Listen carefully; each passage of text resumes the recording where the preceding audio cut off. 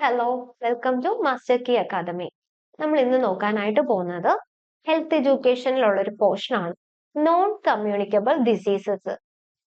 ധാരാളം കമ്മ്യൂണിക്കബിൾ ഡിസീസസിനെ കുറിച്ച് കണ്ടിരുന്നു. അതായത് പേഴ്സൺ ടു പേഴ്സൺ അല്ലെങ്കിൽ ഹ്യൂമൻ ടു പേഴ്സൺ ട്രാൻസ്മിറ്റ് ചെയ്യുന്ന ധാരാളം ഡിസീസസിനെ കുറിച്ച് കണ്ടു. ഡിസീസസ് പഠിച്ചപ്പോൾ നമ്മളവിടെ പോസിറ്റീവ് ഏജൻസ് അല്ലെങ്കിൽ ട്രാൻസ്മിറ്റ് ചെയ്യുന്ന വെക്ടേഴ്സ് ഇതിനെ കുറിച്ചൊക്കെ ആയിരുന്നു നോക്കിയിരുന്നത്. ഇനി നമ്മൾ നോക്കാനായിട്ട് പോകുന്നത് നോൺ കമ്മ്യൂണിക്കബിൾ ഡിസീസസ്. ഒരു പേഴ്സണിൽ നിന്നും മറ്റൊരു പേഴ്സണിലേക്ക് ട്രാൻസ്മിറ്റ് ചെയ്യാത്ത ഡിസോർഡേഴ്സിനെ കുറിച്ചാണ് പഠിക്കുന്നത്. പക്ഷേ ഈ പറയുന്ന ഡിസോർഡേഴ്സ് ഒക്കെ നമുക്ക് ഹെറിഡിറ്ററി അല്ലെങ്കിൽ ഇൻഹെറിറ്റഡ് ആയിട്ട് പേരൻസിൽ നിന്ന് ചിൽഡ്രൻസിലോട്ട് വരാനുള്ള ചാൻസസ് ഉണ്ട്. പക്ഷെ ഒരു പേഴ്സൺ ടു പേഴ്സൺ ഇത് എന്ത് ചെയ്യില്ല, കമ്മ്യൂണിക്കബിൾ ഡിസീസസ് പാസ് ചെയ്യുന്നത് പോലെ പേഴ്സൺ ടു പേഴ്സൺ ഇത് പാസ് ചെയ്യാറില്ല. ജീൻ ട്രാൻസ്ഫർ നടക്കാം, പക്ഷെ പേഴ്സൺ ടു പേഴ്സൺ ഇത് ട്രാൻസ്മിറ്റ് ചെയ്യില്ല. അപ്പൊ നമുക്ക് മെയിൻ ആയിട്ട് പഠിക്കാനുള്ളത് ക്യാൻസർ, ഡയബറ്റീസ്, ബ്ലൈൻഡ്നെസ്, പിന്നെ കുറച്ച് കാർഡിയോ വാസ്കുലാർ ഡിസീസസ്, ഇതൊക്കെയാണ് നമുക്ക് നോൺ കമ്മ്യൂണിക്കബിൾ ഡിസീസസിൽ മെയിൻ ആയിട്ട് നോക്കാനായിട്ടുള്ളത്. അപ്പോ നോൺ കമ്മ്യൂണിക്കബിൾ ഡിസീസസിൽ നമ്മൾ പറഞ്ഞു which includes cancer, diabetes, blindness, cardiovascular diseases, renal diseases. Renal diseases എന്ന് പറയുമ്പോൾ കിഡ്നി റിലേറ്റഡ് പ്രോബ്ലംസ്, അതുപോലെ മെന്റൽ നമ്മുടെ CNS അഫക്റ്റ് ചെയ്യുന്ന കുറച്ച് ഡിസോർഡേഴ്സ് ഉണ്ട്. Then some respiratory diseases, pneumonia, asthma, ഇതുപോലുള്ള respiratory diseases. Some of them are permanent or leave residual disability. ഈ പറയുന്ന ചില ഡിസോർഡേഴ്സ് ഒക്കെ നമുക്ക് വന്നാൽ ഒരിക്കലും ബോഡിയിൽ നിന്ന് ഇത് മൊത്തത്തിൽ അതങ്ങോട്ട് മാറ്റാനായിട്ട് പറ്റില്ല. പിന്നെ ചില സമയത്തുള്ള പ്രോബ്ലം എന്ന് പറഞ്ഞാൽ ഈ ഒരു ഡിസോർഡർ വന്നാൽ ചിലപ്പം ഈ ഒരു ഡിസീസ് നമുക്ക് മാറുമായിരിക്കും, അതുമൂലം നമ്മുടെ ബോഡിയിൽ എന്തെങ്കിലും ഡിസബിലിറ്റി ഉണ്ടാക്കിയിട്ടായിരിക്കും ഈ പറയുന്ന ഡിസീസസ് പോവുക.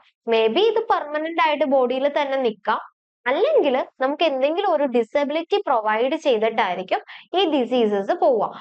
കമ്മ്യൂണിക്കബിൾ ഡിസീസസിൽ നിന്ന് നോൺ കമ്മ്യൂണിക്കബിൾ ഡിസീസസിന് ഉള്ള ഒരു മെയിൻ പ്രത്യേകത എന്ന് പറഞ്ഞാൽ കമ്മ്യൂണിക്കബിൾ ഡിസീസസ് ഒരു ഇൻഫെക്ഷൻ ആണ് അല്ലെ. സോ ആ ഒരു ഓർഗാനിസം അല്ലെങ്കിൽ ആ ഒരു മൈക്രോബ്സ് ബോഡിയിൽ നിന്ന് കംപ്ലീറ്റ് എലിമിനേറ്റ് ചെയ്താൽ പിന്നെ നമുക്ക് ആ ഒരു ഇൻഫെക്ഷൻ വരിക അല്ലെങ്കിൽ ആ ഒരു ഇൻഫെക്ഷന്റെ പ്രോബ്ലംസ് ഉണ്ടാവുക ചെയ്യില്ല.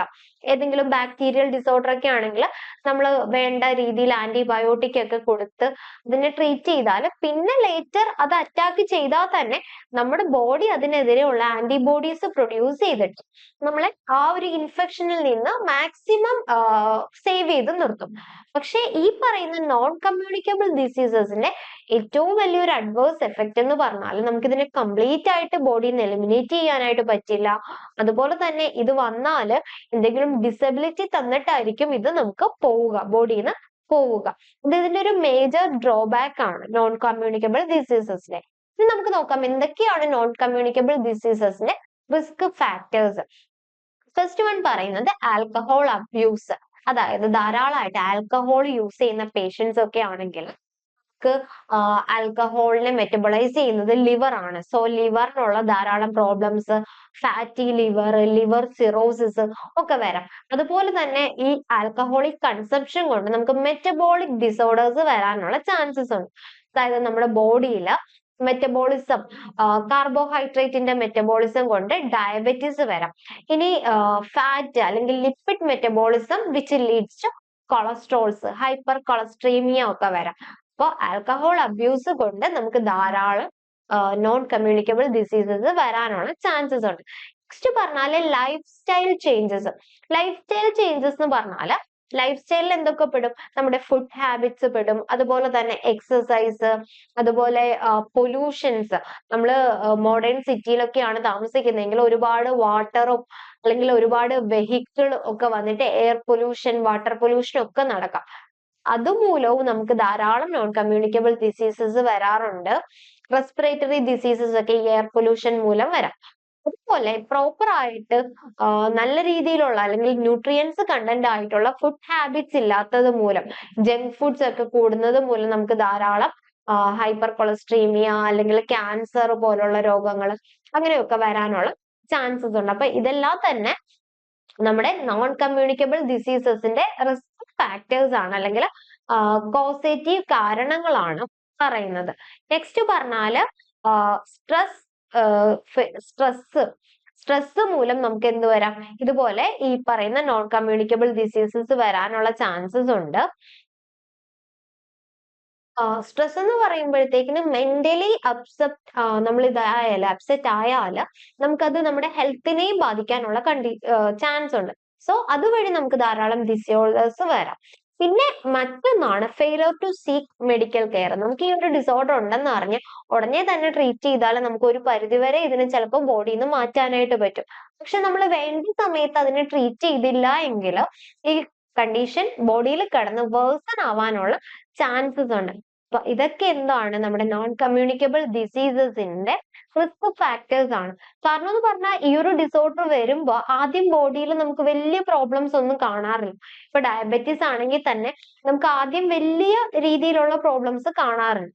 സോ നമ്മൾ പ്രോപ്പർ ആയിട്ടുള്ള മെഡിക്കൽ കെയർ എടുക്കില്ല, അല്ലെങ്കിൽ നമ്മൾ അതിനുള്ള മെഡിസിൻസ് കഴിക്കില്ല, ഡോക്ടേഴ്സിനെ അപ്പോയിന്റ് ചെയ്യില്ല, അങ്ങനെയൊക്കെ വരുന്ന സമയത്ത് ഇത് വേഴ്സൺ ആവാനുള്ള ചാൻസസ് ആണ്. അപ്പം ഇതൊക്കെയാണ് റിസ്ക് ഫാക്ടേഴ്സ്, നമ്മുടെ നോൺ കമ്മ്യൂണിക്കബിൾ ഡിസീസസിന്റെ റിസ്ക് ഫാക്ടേഴ്സ്. നെക്സ്റ്റ് നമുക്കിതിന്റെ പ്രോബ്ലംസ് നോക്കാം. എന്തൊക്കെയാണ് നോൺ കമ്മ്യൂണിക്കബിൾ ഡിസീസസ് വരുമ്പോൾ ഉള്ള നോക്കാം. എന്ന് പറഞ്ഞാല് നമുക്ക് ഇതിന്റെ കാരണം, അതായത് ആ ഒരു ഡിസീസ് ഏജന്റ് ഏതാണെന്ന് നമുക്ക് വ്യക്തമായിരിക്കില്ല, അല്ലെ? ക്ലിയർ ഐഡിയ കാണില്ല. നമുക്ക് എന്ത് മൂലമാണ് ഈ ഒരു നോൺ കമ്മ്യൂണിക്കബിൾ ഡിസീസ് വന്നത് എന്ന് നമുക്ക് മനസ്സിലാവില്ല. എന്തെങ്കിലും കമ്മ്യൂണിക്കബിൾ ഡിസീസ് ആണെങ്കിൽ ഒരു കോസേറ്റീവ് ഓർഗാനിസം കാണും. അപ്പൊ ഈ ബോഡിയിൽ ഈ കോസേറ്റീവ് ഓർഗാനിസം വന്നത് കൊണ്ടാണ് നമുക്കിത് വന്നതെന്ന് മനസ്സിലാക്കാം. അതിനെതിരെ ആന്റിബയോട്ടിക്സ് കൊടുക്കുക, അല്ലെങ്കിൽ അതിനെ ട്രാൻസ്മിറ്റ് ചെയ്യുന്നതിനെ തടയാം. ഇതിലൊക്കെ നമുക്ക് തടയാനായിട്ട് സാധിക്കും. പക്ഷേ ഈ പറയുന്ന നോൺ കമ്മ്യൂണിക്കബിൾ ഡിസീസസിലാണെങ്കിൽ ആ ഒരു ഡിസീസ് ഏജന്റ് നമുക്ക് എപ്പോഴും അൺനോൺ ആയിരിക്കും. They have A long latent period and also A slow onset.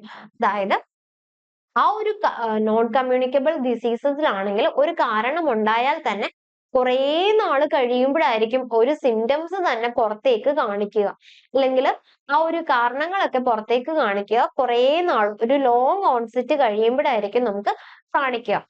അതുപോലെ മൾട്ടിപ്പിൾ കോസസ്, ഇവിടെ ഒരു കാരണം കൊണ്ടായിരിക്കത്തില്ല, ഒരുപാട് കാരണങ്ങൾ കൊണ്ടായിരിക്കും ഒരു ഡിസീസസ് വരുന്നത്. സോ നമ്മള് ട്രീറ്റ്മെന്റ് എടുക്കുന്ന സമയത്ത് ഈ പറയുന്ന എല്ലാ കാരണങ്ങളെയും ചികിത്സിച്ചുകൊണ്ടിരിക്കേണ്ടതായിട്ട് വരും. പിന്നെ പറഞ്ഞാല് നമ്മള് ആ ഒരു ക്യൂർ പോസിബിൾ ആവാത്ത സ്റ്റേജിലായിരിക്കും പലപ്പോഴും നമ്മൾ മെഡിക്കൽ അഡ്വൈസ് തേടുന്നത്. ഇതെല്ലാം തന്നെ എന്താണ്, നമ്മുടെ നോൺ കമ്മ്യൂണിക്കബിൾ ഡിസീസസിന്റെ പ്രോബ്ലംസ് ആണ്. അതിന്റെ ആ ഒരു പ്രോപ്പർ ആയിട്ടുള്ള കാരണം അറിയാത്തതും സമയാസമയത്ത് അതിനെ ട്രീറ്റ് ചെയ്യാത്തതും ഒക്കെ എന്താണ് നോൺ കമ്മ്യൂണിക്കബിൾ ഡിസീസസിന്റെ പ്രോബ്ലംസ് ആണ്. നെക്സ്റ്റ് നമുക്ക് ഇതിനെ എങ്ങനെ പ്രിവെന്റ് ചെയ്യാൻ നോക്കാം. Okay, prevention of non communicable diseases. പ്രിവെൻഷനിൽ പറയുമ്പോൾ നമ്മൾ പറഞ്ഞു non communicable diseases multi factors മൂലമാണ് ഉണ്ടാവുന്നതെന്ന് പറഞ്ഞു.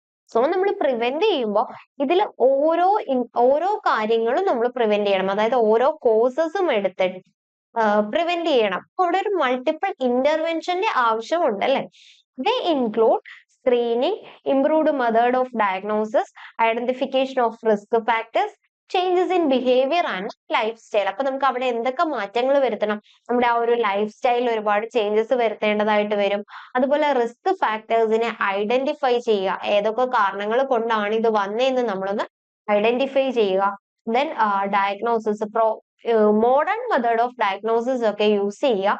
Then screening. ഇതൊക്കെയാണ് പ്രിവെൻഷനിൽ വരുന്നത്, നോൺ കമ്മ്യൂണിക്കബിൾ ഡിസീസസിന് പ്രിവെൻഷനിൽ വരുന്ന കാരണങ്ങൾ.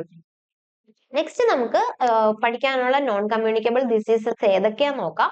Cancer, diabetes, blindness, cardiovascular diseases, അതായത് heart, blood vessel related disorders ആണ് cardiovascular, coronary heart diseases, hypertensions, stroke, rheumatic heart diseases.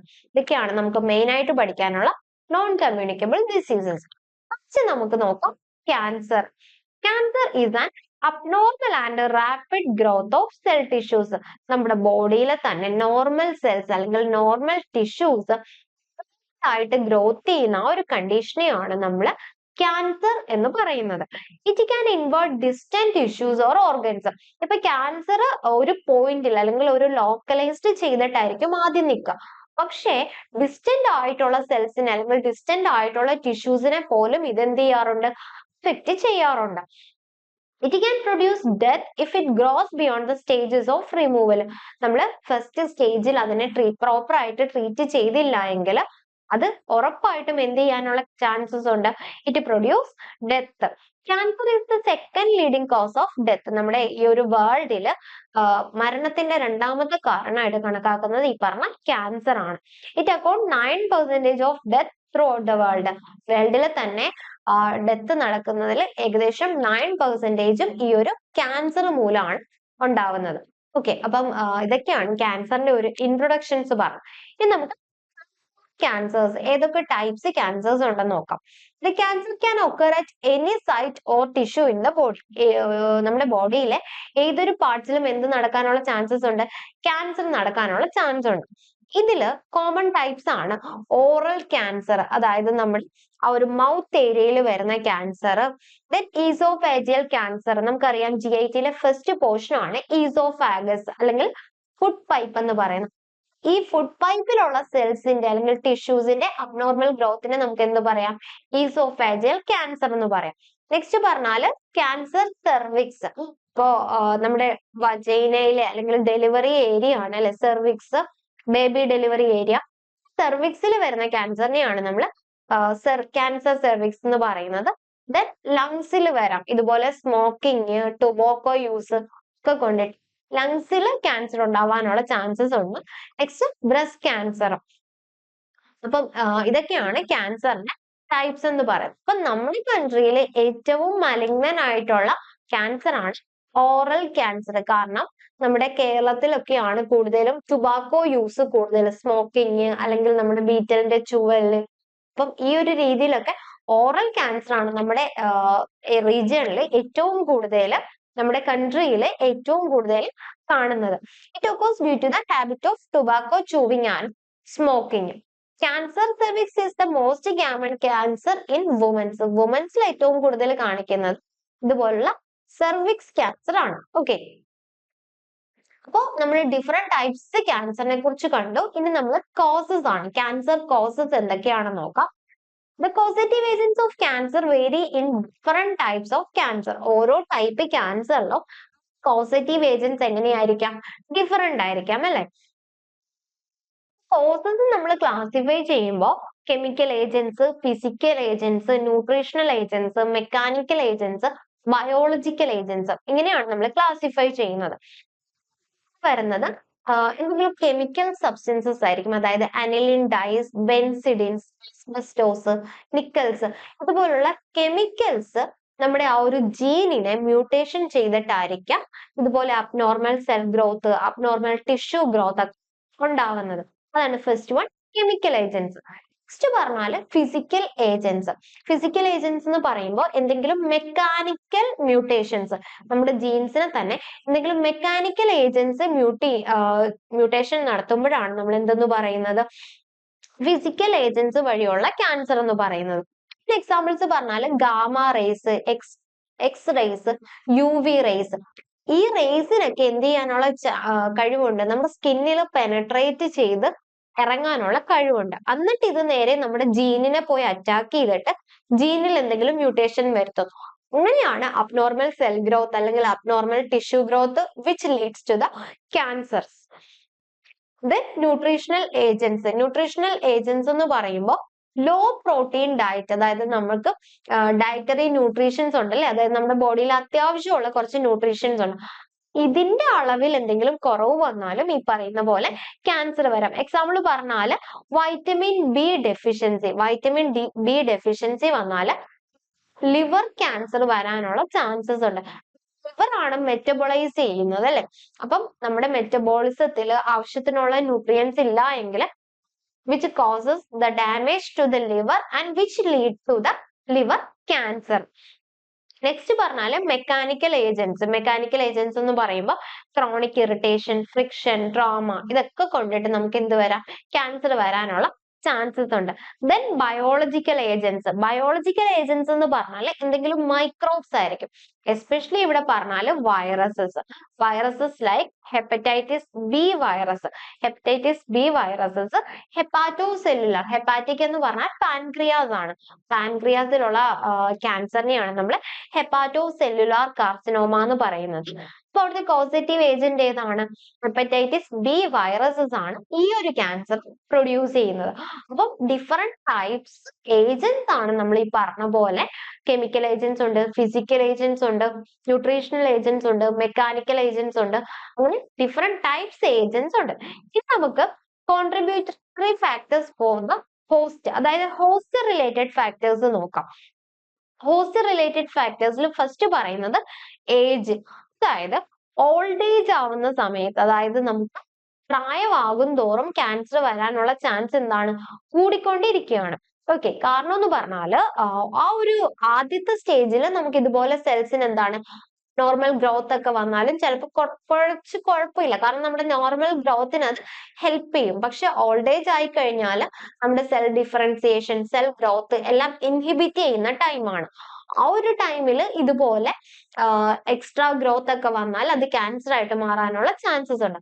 പക്ഷെ ഒരു എക്സെപ്ഷൻ ഉണ്ട്, ലുക്കീമിയ എന്ന് പറഞ്ഞാൽ ബ്ലഡ് ക്യാൻസർ. ഇത് കൂടുതലും കാണുന്നത് യങ് പീപ്പിൾസിനായിരിക്കും എപ്പോഴും. ഓക്കെ, നെക്സ്റ്റ് പറഞ്ഞാല് സെക്സ് എന്ന് പറയുമ്പോഴത്തേക്കിന് വുമൻസിലാണ് കൂടുതലും ബ്രസ്റ്റ് ക്യാൻസർ കാണുന്നത്. പക്ഷെ ഈസോഫേജിയൽ ക്യാൻസർ ആർക്കാണ്? മെന്നിലാണ് കൂടുതലും കാണിക്കുന്നത്. അപ്പം ഇതൊക്കെ എന്താണ്? സെക്സ് റിലേറ്റഡ് ഫാക്ടേഴ്സ് ആണ്. നമ്മുടെ സെക്സ് ബേസ് ചെയ്ത് ക്യാൻസർ കൂടുതൽ അല്ലെങ്കിൽ കുറവ് വരുന്ന ആ ഒരു ക്യാൻസറിന്റെ ഇൻസിഡൻസ് ആണ് ഇവിടെ കാണിക്കുന്നത്. നെക്സ്റ്റ് പറഞ്ഞാൽ ഒക്കുപ്പേഷൻ, നമ്മുടെ ആ ഒരു ജോലി സംബന്ധമായിട്ട് അല്ലെങ്കിൽ നമ്മൾ ഉൾക്കൊള്ളുന്ന ആ ഒരു സ്ഥലത്തിന്റെ ഇത് വെച്ചിട്ട് ഒക്കുപേഷണൽ ക്യാൻസർ വരാനുണ്ട്. കാരണം ആസ്ബസ്റ്റോസ് നമ്മൾ പറഞ്ഞിരുന്നു ഒരു കെമിക്കൽ ഏജന്റ് ആണ് അല്ലെ, ക്യാൻസർ കോസിങ് കെമിക്കൽ ഏജന്റ് ആണ് ആസ്ബസ്റ്റോസ്. ഈ പറഞ്ഞ ആസ്ബസ്റ്റോസുമായിട്ട് ഒരുപാട് എക്സ്പോഷർ വരുമ്പോഴത്തേക്കും നമുക്ക് ക്യാൻസർ വരാനുള്ള ചാൻസസ് ഉണ്ട്. അപ്പൊ ഇതെല്ലാം തന്നെ എന്താണ്? ഹോസ്റ്റ് റിലേറ്റഡ് ഫാക്ടേഴ്സ് ആണ്. ദെൻ മറൈറ്റൽ സ്റ്റാറ്റസ് എന്ന് പറയുമ്പോൾ കൂടുതലും മാരീഡ് വുമൻസിലായിരിക്കും അൺമാരീഡ് വുമൻസിനെക്കാളിലും സർവിക്സ് ക്യാൻസർ വരാനുള്ള chances. Then socio economic status, customs and habits, അതായത് ഹാബിറ്റ്സ് എന്ന് പറയുമ്പോൾ ഇത് ഈ പറഞ്ഞതുപോലെ ടുബാക്കോ ചൂവിങ്, ബീറ്റൽസ് ചൂവിങ്സ്, പിന്നെ സ്മോക്കിംഗ് മൂലം ലങ് ക്യാൻസർ വരാം. പിന്നെ നമ്മൾ ഒരുപാട് spicy foods, hot spicy foods കഴിക്കുമ്പോഴാണ് ഈസോഫാജിയൽ ക്യാൻസർ വരാം. അപ്പം ഇതെല്ലാം തന്നെ എന്താണ്? ഹോസ്റ്റ് റിലേറ്റഡ് ഫാക്ടേഴ്സ് ആണ്. നെക്സ്റ്റ് നമുക്ക് എങ്ങനെ പ്രിവെന്റ് ചെയ്യാം അല്ലെങ്കിൽ എങ്ങനെ ക്യാൻസറിനെ കൺട്രോൾ ചെയ്യാൻ നോക്കാം. ഫസ്റ്റ് നമ്മൾ കാർസിനോജെനിക് ഏജൻസ് എല്ലാം തന്നെ അവോയ്ഡ് ചെയ്യാം. എന്താണ് കാർസിനോജെനിക് ഏജൻസ് എന്ന് പറഞ്ഞാൽ? ക്യാൻസർ പ്രൊഡ്യൂസിങ് ഏജൻസിനെയാണ്. ഓക്കെ, ക്യാൻസർ പ്രൊഡ്യൂസിങ് ഏജൻസിനെയാണ് നമ്മൾ കാർസിനോജെനിക് ഏജൻസ് എന്ന് പറയുന്നത്. ക്യാൻസർ പ്രൊഡ്യൂസിങ് ഏജൻസ് ആയിട്ടുള്ള ടുബാക്കോ, ആൽക്കഹോൾ ഇതെല്ലാം തന്നെ അവോയ്ഡ് ചെയ്യുക. അതാണ് ഫസ്റ്റ് പ്രിവെൻഷൻ മെത്തേഡ്. നെക്സ്റ്റ് പറഞ്ഞാല് പേഴ്സണൽ ഹൈജീൻ കീപ്പ് ചെയ്യും. ഇപ്പം നമുക്ക് സെർവിക്സ് ക്യാൻസർ ഒക്കെ വരുന്നത് എന്തെങ്കിലും പേഴ്സണൽ ഹൈജീൻ കൊണ്ടുള്ള പ്രോബ്ലം കൊണ്ടായിരിക്കാം. ഓക്കെ, ഇന്റർകോഴ്സ് ഒക്കെ കഴിഞ്ഞിട്ട് ക്ലീൻ ചെയ്യാതിരിക്കുക, ഓക്കെ, ആ ഒരു രീതിയിലൊക്കെ നമുക്ക് സെർവിക്സ് ക്യാൻസർ വരാം. അപ്പൊ പേഴ്സണൽ ഹൈജീൻ എപ്പോഴും മെയിൻറ്റെയിൻ ചെയ്യാം. പിന്നെ പറഞ്ഞാല് എയർ പൊല്യൂഷൻ കൺട്രോൾ ചെയ്യുക. കാരണം എയർബോൺ ആയിട്ട് കുറെ കെമിക്കൽസ് അല്ലെങ്കിൽ അതൊക്കെ കൊണ്ടിട്ട് നമുക്ക് ക്യാൻസർ വരാനുള്ള ചാൻസസ് ഉണ്ട്. ഇപ്പൊ ആസ്ബസ്റ്റോസ് കെമിക്കൽസ് എയറിൽ പ്രസന്റ് ആയാൽ നമുക്ക് ലങ് ക്യാൻസർ, അതുപോലെ റെസ്പിറേറ്ററി പ്രോബ്ലംസ് ഒക്കെ വരാനുള്ള ചാൻസസ് ഉണ്ട്. സോ അതൊക്കെ നമ്മൾ എന്ത് ചെയ്യാം. ദെൻ ക്യാൻസറിനെ കുറിച്ച് പ്രോപ്പർ ഹെൽത്ത് എഡ്യൂക്കേഷൻ കൊടുക്കുക. കാരണം ഇതുപോലെ നമ്മുടെ ബോഡിയിൽ എവിടെയെങ്കിലും ഒരു സ്വെല്ലിങ്സോ ഒക്കെ കണ്ടാൽ നേരത്തെ തന്നെ ഹെൽത്തിൽ റിപ്പോർട്ട് ചെയ്യുക. അപ്പം ക്യാൻസറിന്റെ ഒരു ഫസ്റ്റ് സ്റ്റേജ് ഒക്കെ ആണെങ്കിൽ നമുക്ക് അതിനെ പ്രിവെന്റ് ചെയ്യാനായിട്ടും അതുപോലെ ബോഡിയിൽ നിന്ന് മൊത്തത്തിൽ റിമൂവ് ചെയ്യാനായിട്ടും സാധിക്കും. അപ്പൊ ഹെൽത്ത് എഡ്യൂക്കേഷൻ കൊടുക്കുക. കാരണം ഇത് വന്നാല് എങ്ങനെ നമ്മൾ അതിനെ ട്രീറ്റ് ചെയ്യണം, ഇത് പ്രിവെന്റബിൾ ആണ് അല്ലെങ്കിൽ ക്യൂറബിൾ ആണെന്നുള്ള ഒരു പ്രോപ്പർ അവയർനെസ് നമ്മുടെ കോമൺ പീപ്പിൾസിന് കൊടുക്കുക. നെക്സ്റ്റ് പറഞ്ഞാല് the warning signs of cancer are swelling or sore എന്ന് നമ്മൾ പറഞ്ഞു. ക്യാൻസറിന്റെ ആ ഒരു വാർണിംഗ് സൈൻ ആണ് എന്തെങ്കിലും ഒരു മുഴകളോ അല്ലെങ്കിൽ അതുപോലെ സ്വെല്ലിങ്സ് ഒക്കെ കാണുന്നത്. സോ ഇതെന്ത് ചെയ്യാം, നേരത്തെ തന്നെ നമ്മുടെ ഹെൽത്തിലൊക്കെ റിപ്പോർട്ട് ചെയ്യാം. അതുപോലെ അൺഎക്സ്പ്ലെയിൻഡ് വെയിറ്റ് ലോസ്, കണ്ടമാനമായിട്ട് എന്ത് ചെയ്യുക, വെയിറ്റ് അങ്ങ് കുറയുക. ദെൻ സൗണ്ടിലുള്ള ഒരു ഹോഴ്സ്നെസ്, ഒരു കനപ്പ് വരിക. അപ്പൊ അതൊക്കെ എന്താണ്, വോക്കൽ കോഡിലൊക്കെ ക്യാൻസർ വരുമ്പോഴാണ് ഹോഴ്സ്നെസ് ഓഫ് വോയിസ് വരുന്നത്. ദെൻ എക്സസീവ് മെൻസ്ട്രുവൽ ബ്ലീഡിങ്, അതായത് നമ്മൾ ഈ പറഞ്ഞതുപോലെ യൂട്രസ് ക്യാൻസർ ഒക്കെ വരുമ്പോഴാണ് ബ്ലീഡിങ് കാണുക. ദെൻ ബ്രസ്റ്റിൽ എന്തെങ്കിലും സ്വെല്ലിങ്സ്, അത് ബ്രസ്റ്റ് ക്യാൻസറിനെയാണ് ലീഡ് ചെയ്യുന്നത്. അപ്പൊ ഇതുപോലുള്ള വാർണിംഗ് സൈൻസ് കാണുമ്പോൾ പെട്ടെന്ന് തന്നെ നമ്മൾ ഹെൽത്തിലൊക്കെ റിപ്പോർട്ട് ചെയ്തിട്ട് വേണ്ട പ്രിവെന്റീവ് മെഷേഴ്സ് എടുത്താൽ നമുക്ക് അതൊരു പരിധി വരെ പ്രിവെന്റ് ചെയ്യാനായിട്ട് സാധിക്കും. By way of health education, people with above symptoms must be motivated for yearly diagnosis and yearly treatment. അപ്പം ഏതൊരു നോൺ കമ്മ്യൂണിക്കബിൾ ഡിസീസസിനെയും പോലെ ക്യാൻസറിനും എന്താണ്, ഇയർലി ഡയഗ്നോസിസും ഇയർലി ട്രീറ്റ്മെന്റും ആണ് അതിന്റെ ഒരു പ്രിവെൻഷൻ ആൻഡ് കൺട്രോൾ മെത്തേഡ് എന്ന് പറഞ്ഞാൽ നമുക്ക് ക്യാൻസർ ഡിറ്റക്ഷൻ സെന്റേഴ്സ് ഒക്കെ എസ്റ്റാബ്ലിഷ് ചെയ്യാം. അതുവഴി ഇയർലി ഡയഗ്നോസിസ് നടത്താം. പിന്നെ ഓൾഡ് ഏജ് പേഴ്സൺസിനെ റെഗുലർ ആയിട്ട് ചെക്കപ്പ് നടത്തുക. അതുപോലെ തന്നെ ക്യാൻസർ പേഷ്യൻസിന് അത്യാവശ്യമായിട്ടുള്ള റീഹാബിലിറ്റേഷൻ എന്ന് പറയുമ്പോൾ അവർക്ക് ചെയ്യാൻ പറ്റുന്ന എന്തെങ്കിലും തൊഴിൽ കൊടുക്കുക, അതുപോലെ എന്തെങ്കിലും ഡിസബിലിറ്റി വന്നിട്ടുണ്ടെങ്കിൽ ഇതിനു വേണ്ട എക്യുപ്മെന്റ്സ് കൊടുക്കുക. അങ്ങനെ അവരുടെ ലൈഫ് സ്റ്റൈലിൽ ഒരു സപ്പോർട്ട് കൊടുക്കുന്നതിനെയാണ് നമ്മൾ റീഹാബിലിറ്റേഷൻ എന്ന് പറയുന്നത്. ഓക്കെ, അപ്പൊ ഇത്രയാണ് ക്യാൻസർ. അപ്പൊ ക്യാൻസർ നമ്മൾ പറഞ്ഞപ്പോഴത്തേക്കിന് ഫസ്റ്റ് ടൈപ്സ് പറഞ്ഞിരുന്നു, ഡിഫറെന്റ് ടൈപ്സ് പറഞ്ഞു. പിന്നെ അതിന്റെ കോസസ് പറഞ്ഞു, ഹോസ്റ്റ് റിലേറ്റഡ് ഫാക്ടേഴ്സ്, ദെൻ എങ്ങനെ പ്രിവെന്റ് ചെയ്യാം അല്ലെങ്കിൽ കൺട്രോൾ ചെയ്യാം. ഓക്കെ, അപ്പൊ ഇത്രയും ആണ് നമ്മുടെ ഫസ്റ്റ് നോൺ കമ്മ്യൂണിക്കബിൾ ഡിസീസസ് ആയിട്ടുള്ള ക്യാൻസറിനെ കുറിച്ച് പറയാനുള്ളത്. നെക്സ്റ്റ് ഒരു നോൺ കമ്മ്യൂണിക്കബിൾ ഡിസീസസ് ആണ് ഡയബറ്റിസ് എന്ന് പറയുമ്പോഴത്തേക്കും. അപ്പോൾ എന്താണ് ഡയബറ്റീസ്? നമ്മുടെ ബ്ലഡിലുള്ള ആ ഒരു ഷുഗർ ഇൻക്രീസ് ചെയ്യുക, ഷുഗർ ലെവല് ക്രമാതീതമായിട്ട് കൂടുന്ന കണ്ടീഷനെയാണ് നമ്മൾ ഡയബറ്റീസ് എന്ന് പറയുന്നത്. ഓക്കെ, ഈ ഡയബറ്റീസ് വരാൻ ധാരാളം കാരണങ്ങളുണ്ട്.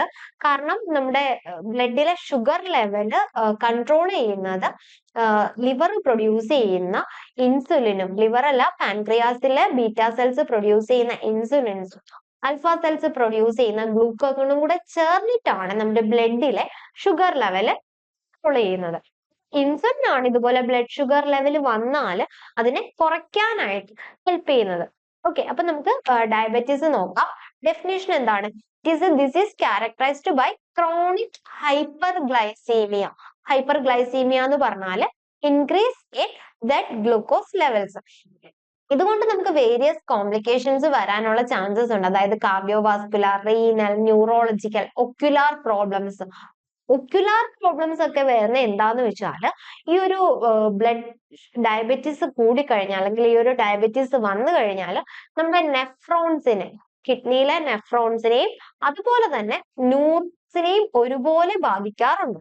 അപ്പൊ ഇങ്ങനെ ന്യൂറോൺസിനെ ബാധിക്കുന്ന സമയത്ത് നമ്മൾ ഐയിലോട്ടൊക്കെ ഉള്ള, അതായത് കണ്ണിലോട്ടൊക്കെ ഉള്ള ന്യൂറോൺസിന് ഡാമേജ് സംഭവിച്ചാൽ അങ്ങോട്ടുള്ള സിഗ്നലിംഗ് മൊത്തത്തിൽ നഷ്ടപ്പെടാം. സോ ബ്ലൈൻഡ്നെസ്സിലോട്ട് വരെയും ഈ ഡയബറ്റീസ് ലീഡ് ചെയ്യാറുണ്ട്. അതാണ് പറഞ്ഞത്, ഒക്യുലാർ പ്രോബ്ലംസ് വരാറുണ്ട്.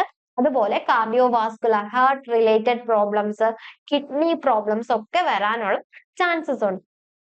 അപ്പം ഡയബറ്റീസ് എന്ന് പറഞ്ഞാൽ ബ്ലഡ് ഷുഗർ ലെവല് അൺകൺട്രോളബിൾ ആയിട്ട് ഇൻക്രീസ് ചെയ്യുന്നതിനെയാണ് നമ്മൾ ഡയബറ്റീസ് എന്ന് പറയുന്നത്. ഈ ഡയബറ്റീസ് തന്നെ രണ്ട് ടൈപ്പ് ഉണ്ട്. ഇൻസുലിൻ ഡിപ്പെൻഡന്റ് ഡയബറ്റീസ് മെലിറ്റസും നോൺ ഇൻസുലിൻ ഡിപ്പെൻഡന്റ് അതായത് ഡയബറ്റീസ് മെലിറ്റസും. IDDM-ഉം NIDDM ഒന്ന് ഇൻസുലിൻ ഡിപ്പെൻഡന്റ് ആണ്, ഒന്ന് നോൺ ഇൻസുലിൻ ഡിപ്പെൻഡന്റ് ആണ്. ടൈപ്പ് 1, ടൈപ്പ് 2 എന്നാണ് നമ്മൾ കാറ്റഗറൈസ് ചെയ്യുന്നത്. നോക്കാം, ടൈപ്പ് 1 ഡയബറ്റീസ് എന്ന് പറഞ്ഞാൽ ലെസ് കോമൺ ആയിട്ടുള്ള, അതായത് അധികം കാണാത്ത എന്നാൽ ഫേറ്റലിലോട്ട്, മരണത്തിലോട്ട് പോലും നയിക്കുന്ന ഒരു ഡിസോർഡർ ആണ് ടൈപ്പ് 1 ഡയബറ്റീസ്. ഇത് കൂടുതലും യങ് ഇൻഡിവിജ്വൽസിലാണ് ഇത് കാണുന്നത്. അതായത് ഏകദേശം 30 ഇയേഴ്സിന് താഴെയാണ് ഇത് കാണുന്നത്. It is lethal unless promptly diagnosed and treated. Proper ആയിട്ട് ഡയഗ്നോസ് ചെയ്തില്ല അല്ലെങ്കിൽ ട്രീറ്റ് ചെയ്തില്ലെങ്കിൽ ഇത് എന്ത് ചെയ്യാം, മരണത്തിന് വരെ കാരണമാകാവുന്ന ഒരു ഡിസോർഡർ ആണ്. Next type 2 diabetes. ഇതാണ് കുറച്ച് കോമൺ ടൈപ്പ് ആണ്. അതായത് മിഡിൽ ഏജ്, ഓൾഡ് ഏജിലൊക്കെയാണ് ഈ ഒരു ഡിസോർഡേഴ്സ് ഫസ്റ്റ് നമ്മൾ കാണുന്നത്. Can be controlled by adequate treatment. അതായത് നമുക്ക് ഓറൽ ഹൈപ്പോഗ്ലൈസീമിക് ഏജൻസ് കൊടുത്തിട്ട് അല്ലെങ്കിൽ നമുക്ക് ഇൻസുലിൻ ഇഞ്ചക്ഷൻസ് ഒക്കെ കൊടുത്തിട്ട് നമുക്ക് ഈ ഒരു ടൈപ്പ് 2 ഡയബറ്റീസിനെ ട്രീറ്റ് ചെയ്യാം. ടൈപ്പ് 1 മിക്കവാറും സർജിക്കൽ പ്രോസസ് ഒക്കെ വഴിയിട്ടായിരിക്കും ട്രീറ്റ് ചെയ്യാറുള്ളത്. The important causes of diabetes. ഇനി നമുക്ക് ഡയബറ്റീസ് വരാനുള്ള കാരണങ്ങൾ നോക്കാം. ഫസ്റ്റ് പറയുന്നത് പാൻക്രിയാറ്റിക് ഡിസീസസ്. നമ്മൾ പറഞ്ഞു എന്താണ് ഈ പറയുന്ന ബ്ലഡ് ഡിസോർഡർ അല്ലെങ്കിൽ ബ്ലഡ് ഗ്ലൂക്കോസിനെ കൺട്രോൾ ചെയ്യുന്നതെന്ന് പറഞ്ഞാൽ പാൻക്രിയാസിലെ ആൽഫ സെൽസും ബീറ്റ സെൽസും കൂടെ ചേർന്നിട്ടാണ് നമ്മുടെ ബ്ലഡ് ഗ്ലൂക്കോസിനെ ചെയ്യുന്നത്. കാരണം ആൽഫ സെൽസ് ഗ്ലൂക്കോൺ എന്ന് പറയുന്ന ഹോർമോണും ബീറ്റ സെൽസ് ഇൻസുലിൻ എന്ന് പറയുന്ന ഹോർമോണും പ്രൊഡ്യൂസ് ചെയ്യുന്നു. ഇവ രണ്ടുപേരും കൂടിയാണ് ബ്ലഡിൽ ആ ഒരു പ്രോപ്പർ ഷുഗർ ലെവൽ മെയിൻറ്റെയിൻ ചെയ്യുന്നത്. പാൻക്രിയാസിന് എന്തെങ്കിലും ഡിസീസസ് വന്നാൽ which causes the defect in the synthesis of insulin, ആവശ്യത്തിൽ ബോഡിയിലേക്ക് വേണ്ട ഇൻസുലിൻ സിന്തസൈസ് ചെയ്യാനായിട്ട് പാൻക്രിയാസിന് പറ്റില്ല. എന്താണ് ഒരു ബീറ്റ സെൽസിൽ എന്തെങ്കിലും കുറവ് വന്നാലും ഒക്കെ ഇതുപോലെ ബ്ലഡ് ഗ്ലൂക്കോസ് അമിതമായിട്ട് കൂടാനുള്ള ചാൻസസ് ഉണ്ട്. അപ്പൊ ഫസ്റ്റ് പറയുന്നത് പാൻക്രിയാറ്റിക് ഡിസീസസ് കോസസിലെ ഫസ്റ്റ് ആണ് പാൻക്രിയാറ്റിക് ഡിസീസ്.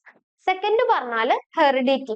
നമ്മൾ പറഞ്ഞിരുന്നു ഈ നോൺ കമ്മ്യൂണിക്കബിൾ ഡിസീസസ് എല്ലാം തന്നെ ചിലപ്പം ഇൻഹെറിറ്റഡ് ആണ് അല്ലെ, പേരൻസിൽ നിന്ന് നമുക്ക് വരാനുള്ള ചാൻസസ് ഉണ്ട്. അപ്പം നോർമലി ജന്മനാ തന്നെ എന്താണ് ഇതുപോലെ പാൻക്രിയാസിസ് നോട്ട് വർക്കിംഗ് ആണ്, അല്ലെങ്കിൽ പാൻക്രിയാസിലെ ബീറ്റ സെൽസിന്റെ എണ്ണം കുറവാണ്, അല്ലെങ്കിൽ പാൻക്രിയാസിലെ ബീറ്റ സെൽസ് ആവശ്യത്തിന് ഇൻസുലിൻ പ്രൊഡ്യൂസ് ചെയ്യുന്നില്ല, അതൊക്കെ ഹെറിഡിറ്ററി ആയിട്ട് വരാനുള്ള ചാൻസസ് ഉണ്ട്.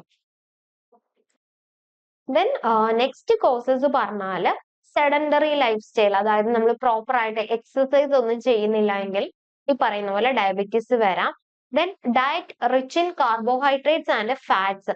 നമ്മൾ കഴിക്കുന്ന ഡയറ്റ്സിൽ ഒരുപാട് കാർബോഹൈഡ്രേറ്റ് കണ്ടന്റ് ഉണ്ടെങ്കിൽ, കാർബോഹൈഡ്രേറ്റ്സ് എന്ന് പറയുമ്പോഴത്തേക്ക് വിച്ച് ഡീഗ്രേഡ്സ് ടു എന്താണ് ഷുഗേഴ്സ് ആയിട്ടാണ് കാർബോഹൈഡ്രേറ്റ്സ് ബ്രേക്ക് ഡൗൺ ചെയ്യുന്നത് അല്ലെ.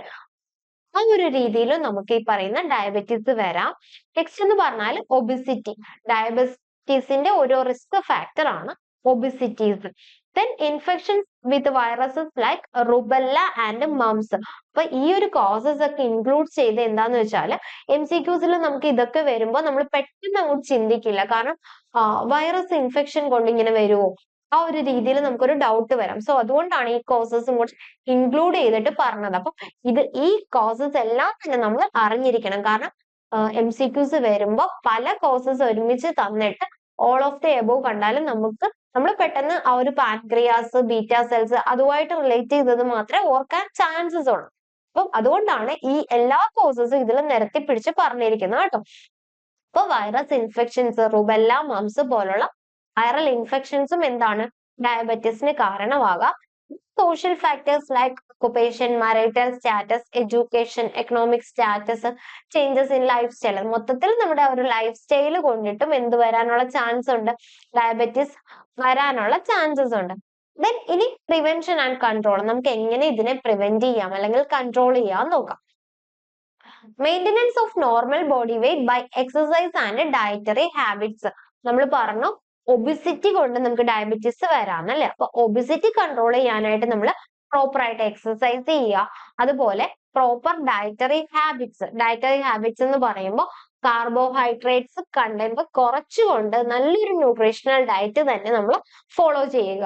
Then avoidance of risk factors like smoking, alcohol and oral contraceptives കൊണ്ട്, അതുപോലെ സ്മോക്കിംഗ്, ആൽക്കഹോൾ ഇതെല്ലാം തന്നെ അവോയ്ഡ് ചെയ്യുക. ദെൻ ട്രീറ്റ്മെന്റ് വിത്ത് ഇൻസുലിൻ അല്ലെങ്കിൽ oral anti diabetic drugs.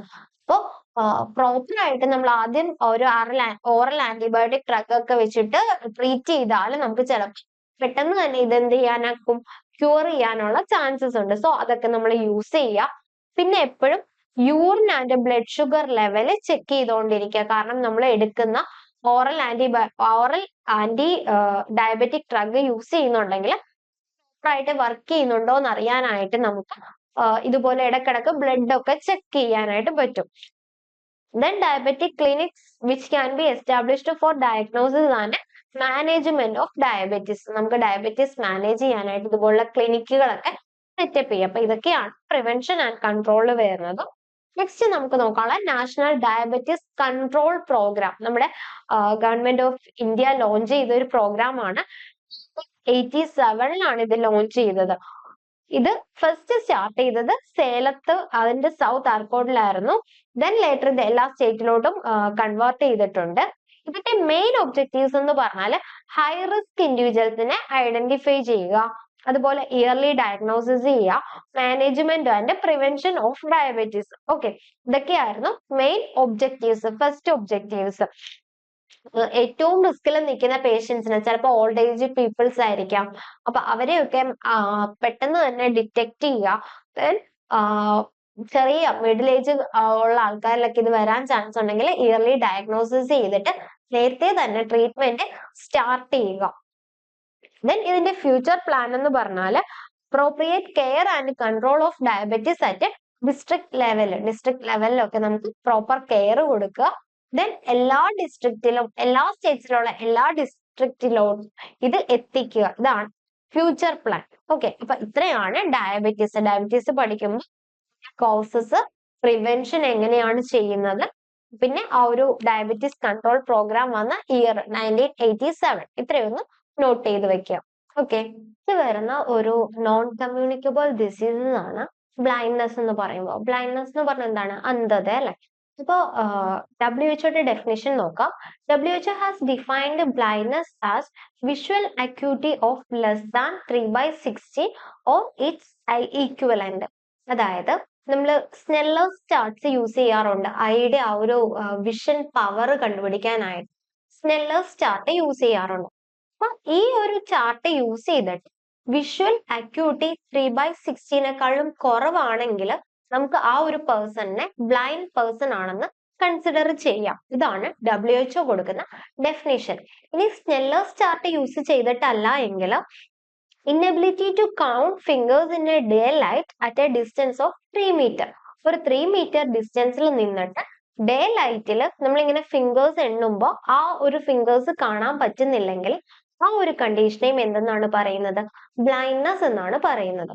Okay, അപ്പം ഇതാണ് നമ്മുടെ WHO കൊടുക്കുന്ന ബ്ലൈൻഡ്നെസിന്റെ ഡെഫിനിഷൻസ്.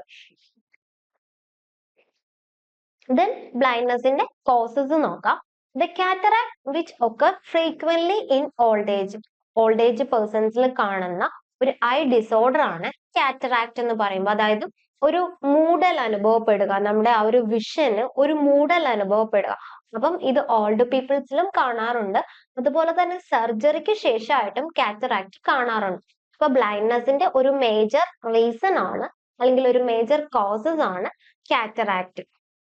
നെക്സ്റ്റ് വൺ എന്ന് പറഞ്ഞാൽ ട്രക്കോമ എന്ന് പറഞ്ഞാല് കൺജങ്ക്റ്റിവൈറ്റിസ്, അതായത് നമ്മുടെ ഐയിലുള്ള കൺജങ്ക്റ്റൈവ ഇൻഫ്ലെയിംഡ് ആകുക അല്ലെങ്കിൽ സ്വെല്ല് ചെയ്ത by the infection with chlamydia trachomatis എന്ന് പറയുന്ന മൈക്രോബ്സിന്റെ ഇൻഫെക്ഷൻ മൂലം നമ്മുടെ കൺജങ്ക്റ്റിവൈറ്റിസ് ഉണ്ടാവുന്ന കണ്ടീഷനെയാണ് നമ്മൾ ട്രക്കോമ എന്ന് പറയുന്നത്. അപ്പൊ ഈ ട്രക്കോമ കാരണവും ലേറ്റർ എന്തുണ്ടാവാനുള്ള ചാൻസസ് ഉണ്ട്?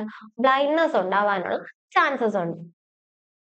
Next, malnutrition due to vitamin A deficiency. നമുക്കറിയാം വൈറ്റമിൻ എ എന്ന് പറഞ്ഞാൽ നമ്മുടെ ഐസിന് അല്ലെങ്കിൽ നമ്മുടെ കണ്ണുകൾ ഒരുപാട് ഇമ്പോർട്ടന്റ് ആയിട്ടുള്ള ഒരു വൈറ്റമിൻ ആണ് വൈറ്റമിൻ എ.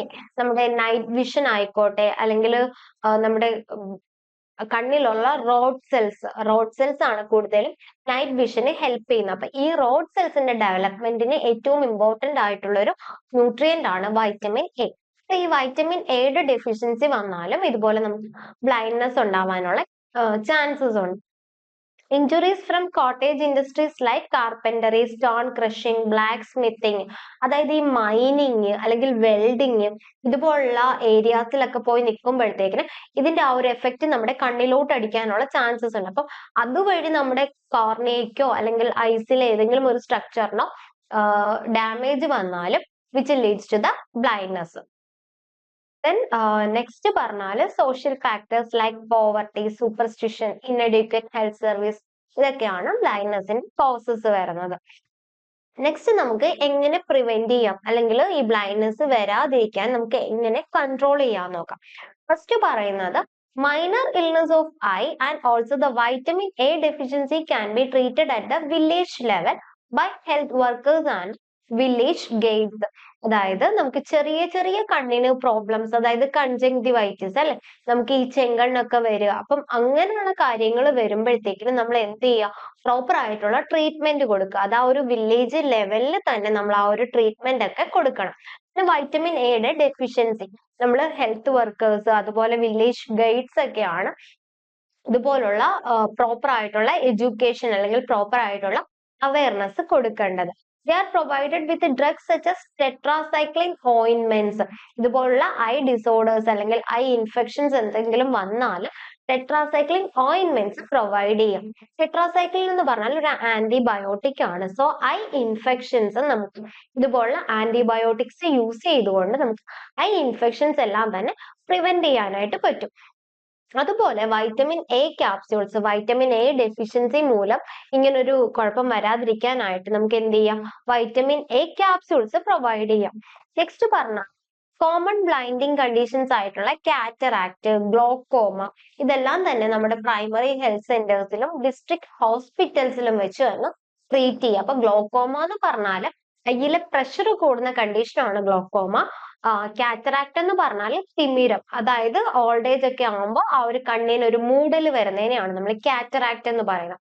അപ്പം ഇതുപോലുള്ള കാര്യങ്ങളെല്ലാം തന്നെ നമ്മൾ ഡിസ്ട്രിക്ട് ഹോസ്പിറ്റൽസിലോ അല്ലെങ്കിൽ പ്രൈമറി ഹെൽത്ത് സെന്റേഴ്സിലോ വെച്ചിട്ട് ഇതെല്ലാം മാനേജ് ചെയ്യുക. കാരണം ഇതൊന്നും മാനേജ് ചെയ്തില്ല എങ്കിൽ which will leads to the permanent ബ്ലൈൻഡ്നെസ്സിലേക്ക് ഈ കാര്യങ്ങളെല്ലാം നമ്മൾ നയിക്കുന്നതാണ്. Institute in state capitals and also those attached to medical colleges provided sophisticated eye care. Sophisticated എന്ന് പറയുമ്പോൾ നമ്മുടെ നോർമൽ ലെവലിൽ ചെയ്യാൻ പറ്റാത്ത കുറച്ച് അഡ്വാൻസ്ഡ് ടെക്നോളജീസ് ഒക്കെ എന്ത് ചെയ്യുക, നമ്മൾ സ്റ്റേറ്റ് ലെവലിൽ സംഘടിപ്പിക്കുക.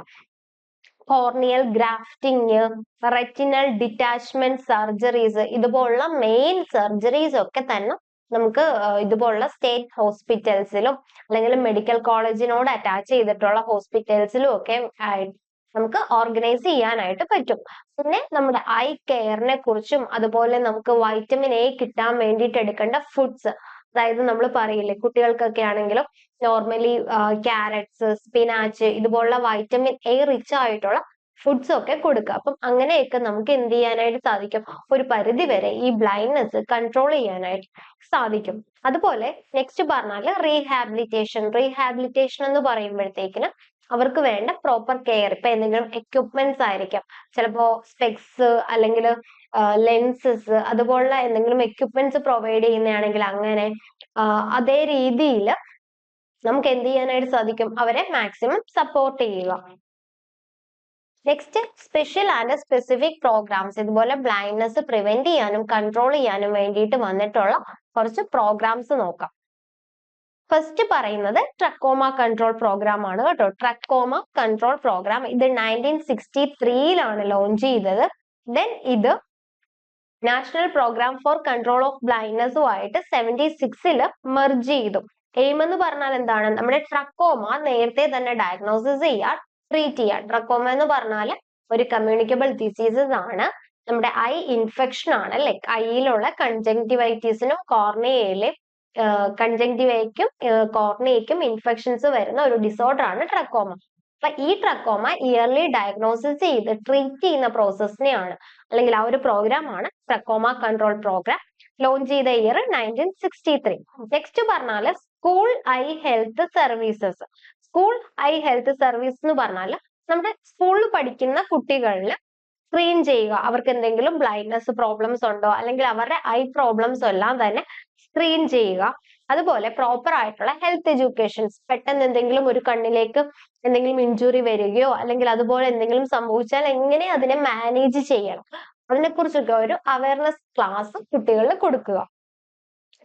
Next national programme for control of the blindness, അതായത് ഇത് നെക്സ്റ്റ് വന്ന പ്രോഗ്രാം ആണ്. 1976 ഇത് എന്ത് ചെയ്തത്, ട്രക്കോമ കൺട്രോൾ പ്രോഗ്രാമുമായിട്ട് മെർജ് ചെയ്തേന്ന് നമ്മൾ പറഞ്ഞു. അപ്പം എന്തൊക്കെയാണ് ഇതിന്റെ മെയിൻ എയിംസ് എന്ന് നോക്കിയാൽ to provide essential eye care, വേണ്ട രീതിയിലുള്ള ഐ കെയർ കൊടുക്കുക. ദെൻ ഒഫ്താൽമിക് അസിസ്റ്റൻസ് പ്രോപ്പർ ആയിട്ട്, ഇപ്പൊ ഒരു ഒഫ്താൽമോളജിസ്റ്റ് ഉണ്ടെങ്കിൽ അദ്ദേഹത്തിന് ആവശ്യത്തിനുള്ള അസിസ്റ്റന്റിന് കൊടുക്കുക, എന്നാലേ എല്ലാവർക്കും എന്ത് ചെയ്യാനായിട്ട് പറ്റുള്ളൂ, ട്രീറ്റ്മെന്റ് എത്തിക്കാനായിട്ട് പറ്റുള്ളൂ. To encourage voluntary agencies to organise eye camps. ഇപ്പം ധാരാളം നമുക്ക് നേത്ര പരിശോധന സൗജന്യ ക്യാമ്പുകളുണ്ട്. അപ്പൊ അതുപോലുള്ള ക്യാമ്പ്സ് ഒക്കെ ഓർഗനൈസ് ചെയ്യാനായിട്ട് വോളണ്ടറി ഏജൻസീസിനെ നമ്മൾ പ്രൊമോട്ട് ചെയ്യുക. Then eye checkup, vitamin A prophylaxis ഒക്കെ റൂറൽ ഏരിയാസിൽ ഈ പറയുന്നത് പോലെ ഐ ചെക്കപ്സും വൈറ്റമിൻ എ സപ്ലൈസും ഒക്കെ ധാരാളമായിട്ട് ചെയ്യുക.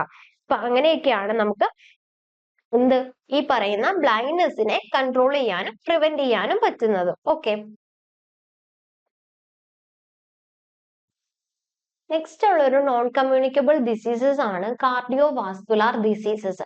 അതായത് നമ്മുടെ ഹാർട്ടും റിലേറ്റഡ് ബ്ലഡ് വെസൽസും ആയിട്ട് വരുന്ന കുറച്ച് ഡിസോർഡേഴ്സ്. അപ്പം the cardio vascular diseases constitute leading cause of the death in most countries.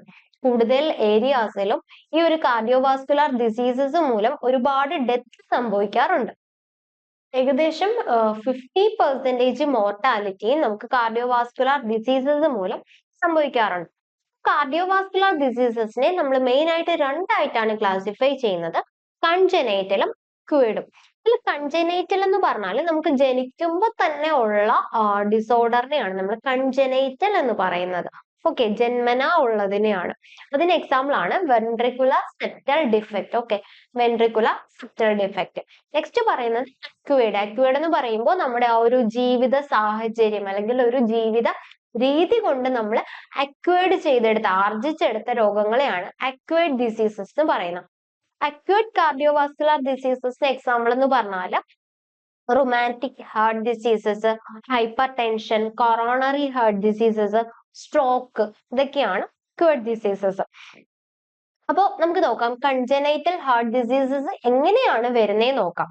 May be rubella അല്ലെങ്കിൽ വൈറൽ ഇൻഫെക്ഷൻസ് കൊണ്ട് ഇതുണ്ടാവാനുള്ള ചാൻസസ് ഉണ്ട്. അപ്പം ഇത് എപ്പോഴെന്ന് വെച്ചാൽ നമ്മുടെ മദർ ആ ഒരു പ്രഗ്നൻസി കേസിൽ ഇരിക്കുമ്പോഴായിരിക്കാം ഇതുപോലുള്ള ഇൻഫെക്ഷൻസ് വരിക. അപ്പൊ ഫീറ്റസിനെ അത് ബാധിച്ചിട്ട് ഫീറ്റസിന്റെ ഹാർട്ടിൽ എന്ത് ചെയ്യാം, ഇതുപോലുള്ള പ്രോബ്ലംസ് ഉണ്ടാക്കാം. അതുപോലെ തന്നെ ഹാംഫുൾ ഡ്രഗ്സ്, പ്രഗ്നന്റ് മദർ കഴിക്കുന്ന എന്തെങ്കിലും ഒരു ഹാംഫുൾ ഡ്രഗ് കൊണ്ട് ഈ പറഞ്ഞ കൺജനൈറ്റൽ കാർഡിയോവാസ്കുലാർ ഡിസീസസ് വരാനുള്ള ചാൻസസ് ഉണ്ട്. അപ്പൊ രണ്ട് കാരണങ്ങളാണ്, ഒന്നില്ലെങ്കിൽ എന്തെങ്കിലും വൈറൽ ഇൻഫെക്ഷൻസ് കൊണ്ട്, അല്ലെങ്കിൽ ഹാംഫുൾ ഡ്രഗ്സ് എന്തെങ്കിലും ഈ പറയുന്ന പ്രഗ്നന്റ് മദർ ഇൻജസ്റ്റ് ചെയ്തത് കൊണ്ട്.